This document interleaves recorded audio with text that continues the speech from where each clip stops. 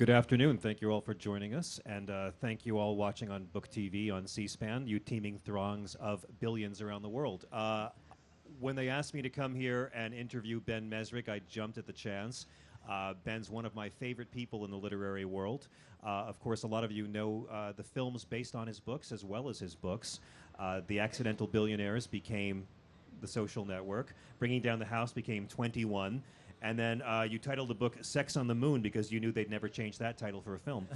But the book we're talking about today is Ben's newest, Straight Flush, about how a few enterprising poker players created an empire, sort of.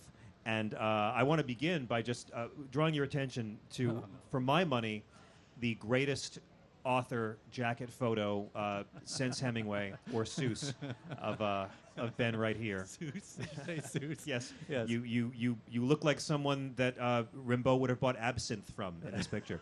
So please let us welcome the great and talented Mr. Ben Mezrich. Oh, thank you, John. Thank you all.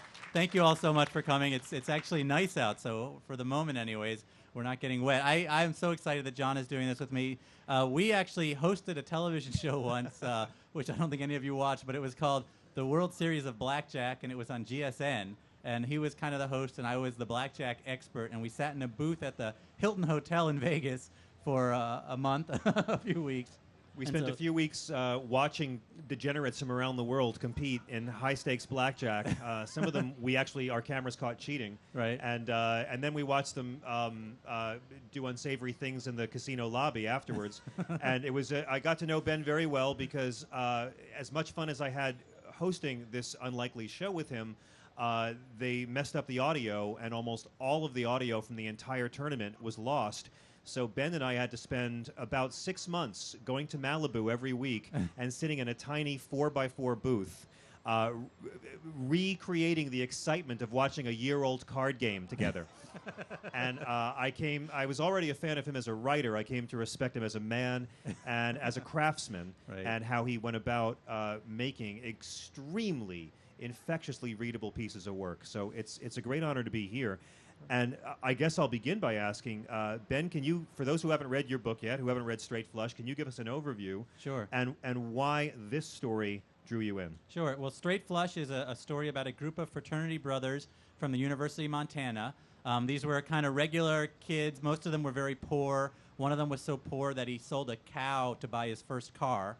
They were Montana kids, and they used to play poker in the basement of a local bar, a bar called Stockman's. And one of them got the idea that, putting poker online and make a lot of money. And online poker really hadn't started yet. There was only one other company. This was back in 1999, so it was pre most of what we have today on the internet. So they built one of the first and biggest online poker sites. They moved most of their fraternity to Costa Rica, which was pretty much lawless, Wild West craziness. And they kind of built this over a few years with a lot of setbacks into $1 million a day business. They were essentially weeks away from IPOing for many billions of dollars. Party Poker, which was their competitor, had IPO'd for $13 billion. They were on the verge of that when the U.S. government decided that online poker was illegal.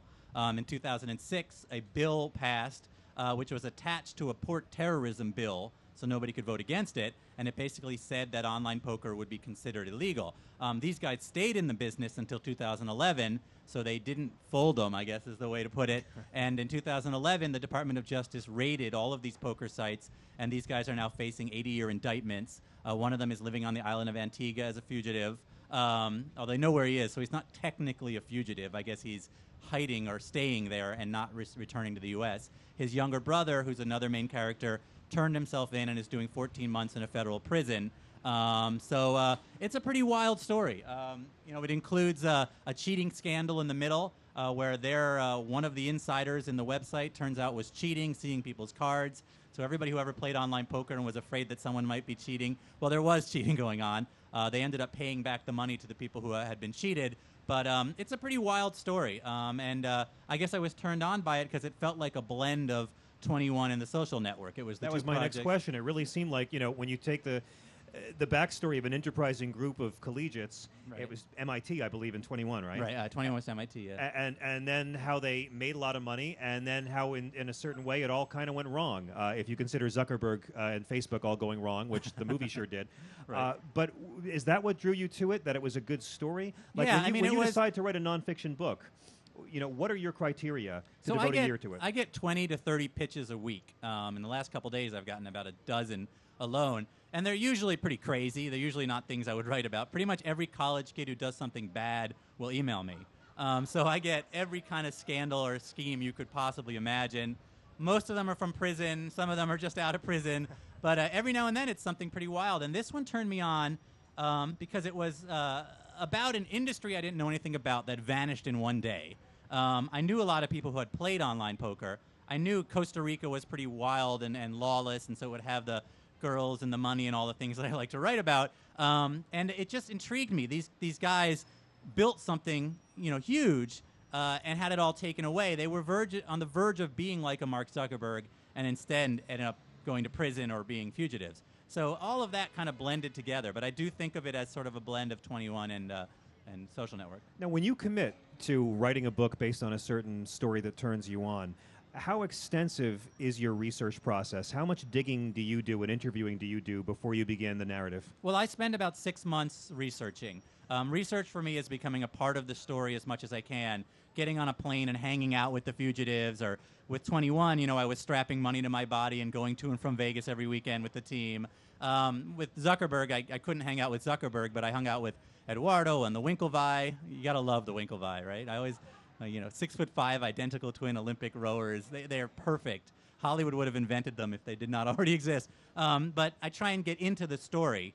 And then I sit down, I get all the law cases. So every one of these books has tens of thousands of pages of legal casework. I go through all of that. I try and make sure I get it all right. And then I sit down and write. And when we first talked about this a few years back, you mentioned to me that your style of writing back then was lock yourself in a room, preferably a Vegas hotel room. Right. And that your practice was 16 pages a day. And if you got 16 pages done, then you were allowed to have a life. Right. First of all, I don't recommend this to any writers out there. This is a very miserable way to live. I write in this very kind of desperate, horrible situation. I don't find writing enjoyable. I love the research. I love everything else about it. But sitting down and actually writing is torture. Anybody out here who's a writer knows that. But I do like to lock myself in a room for many long hours. I used to do 16 pages a day. Now it's 12. I'm getting older. I'm slowing down. You have kids now. I have 2 kids now, which is, as exhausting as anything can be. Much more exhausting than writing. It's one of those things where I have to be in this room until the book is done. So for me, it's anywhere from 2 to 6 months, basically round the clock writing as much as I can. It's intense. I'm sure a lot of you out there are writers. It's just one of those things that it's hard to describe why you're doing it when you're doing it. But when you're finished, it's the greatest feeling in the world. The process is very much still similar, about 12 pages a day. And do you write by hand at all in your process, either in the researching process or in your drafts? No, nothing is ever by hand. I actually most recently started dictating to software. I know I'm doing an ad here, but Mac Dictate, I dictated a good 3/4 of this book. And you have to reteach yourself to speak like you're writing, which is the trickiest part. And then you go through and edit it, but I find that even more freeing. So for me, nothing is by hand. I'm going the opposite direction.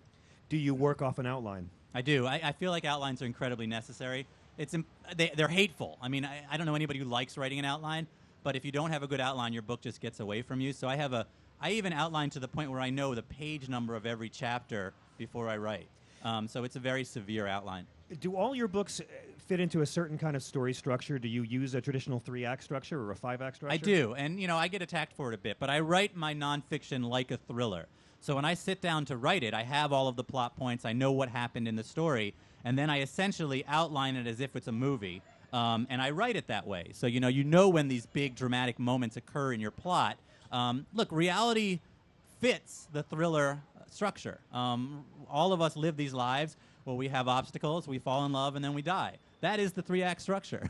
And so I feel that reality fits very well into a three-act structure, especially a story like this, where these guys came from nothing, they rose to $1 million a day business, they have it all taken away, and they end up, spiraling down with drugs and girls until they end up fugitives. It's kind of a perfect thriller in that respect, but I do write in that way, yeah. Well, I want to talk about the research then, because that sounds like a pretty fun part of your work, spending time with the girls and drugs and fugitives.